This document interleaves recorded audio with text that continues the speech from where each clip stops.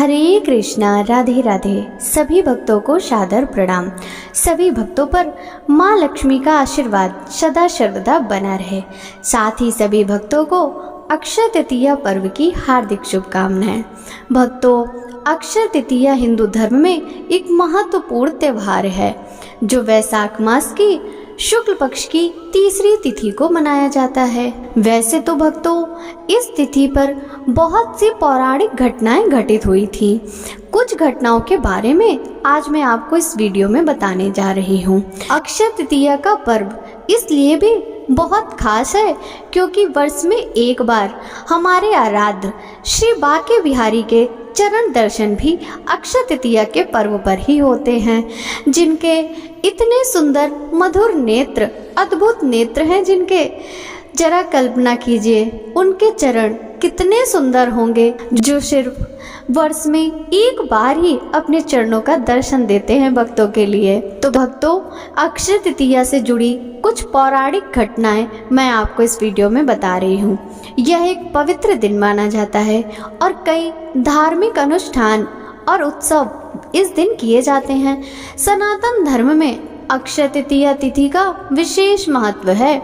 वैशाख मास की तृतीया तिथि को अक्षय तृतीया पर्व मनाया जाता है।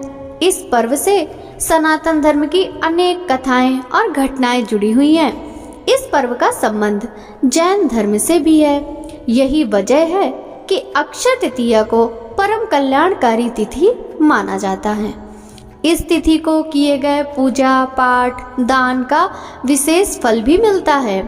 साधक के जीवन से सभी तरह के कष्टों का निवारण हो जाता है। ऐसी मान्यता है कि माँ लक्ष्मी धन और समृद्धि की देवी इसी दिन समुद्र मंथन से प्रकट हुई थी।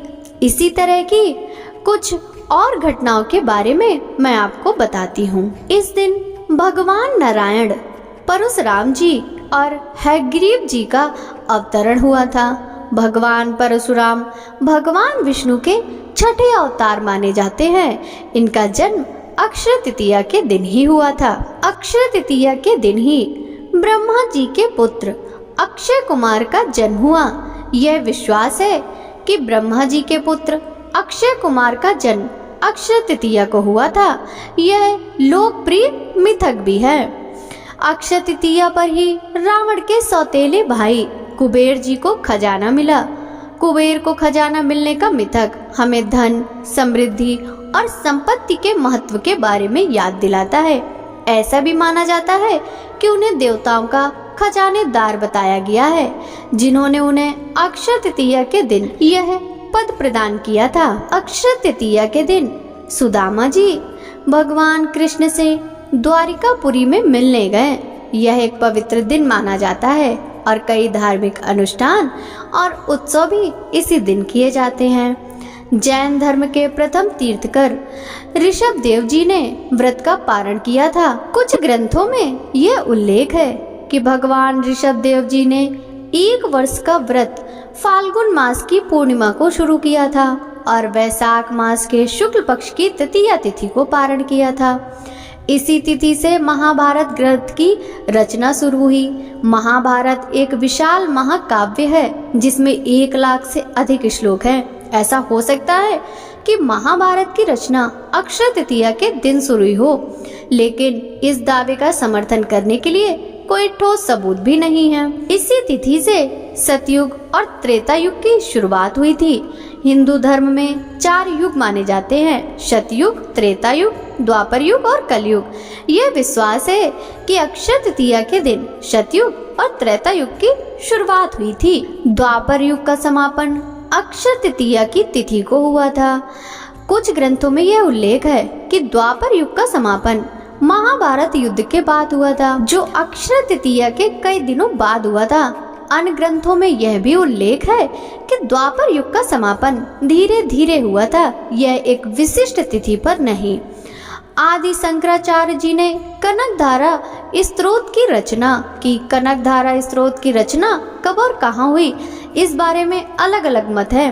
कुछ विद्वानों का मानना है कि यह स्तोत्र 8वीं शताब्दी में रचा गया था, जब आदि शंकराचार्य जी भारत में घूम रहे थे। अक्षय तृतीया से ही चार धाम यात्रा शुरू होती है। हिंदू धर्म में यह मान्यता है कि भगवान विष्णु ने सतयुग की शुरुआत अक्षय तृतीया की दिन की थी। चार धाम में बद्रीनाथ, केदारनाथ, गंगोत्री और यमुनोत्री भगवान विष्णु के विभिन्न रूपों से जुड़े पवित्र तीर्थ स्थल हैं। इसलिए यह माना जाता है कि अक्षय तृतीया के दिन से चार धाम यात्रा शुरू करना अत्यंत शुभ होता है। सिर्फ इसी तिथि को कहते हैं कि श्री बांके बिहारी जी के चरण दर्शन होते हैं। पौराणिक कथाओं के अनुसार श्री बांके बिहारी जी अक्षय तृतीया के दिन ही पहली बार प्रकट हुए थे, इसीलिए यह दिन उनके लिए विशेष रूप से महत्वपूर्ण माना जाता है। श्री बांके बिहारी जी का मंदिर 17वीं शताब्दी में बनाया गया था। उस समय से अक्षय तृतीया के दिन उनके चरण दर्शन की परंपरा शुरू हुई थी।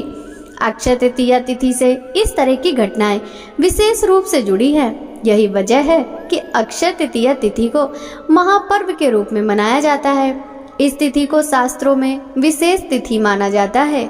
इस दिन किए गए कार्यों में शुभता बनी रहती है। यही वजह है नूतन गृह प्रवेश, व्यापार का शुभारंभ, खरीदारी करना विशेष फलदायी माना गया है। इस महापर्व पर हमें भगवान लक्ष्मी नारायण का पूजन करने के साथ साथ पितरों की मुक्ति के लिए तर्पण, पिंडदान भी करना चाहिए।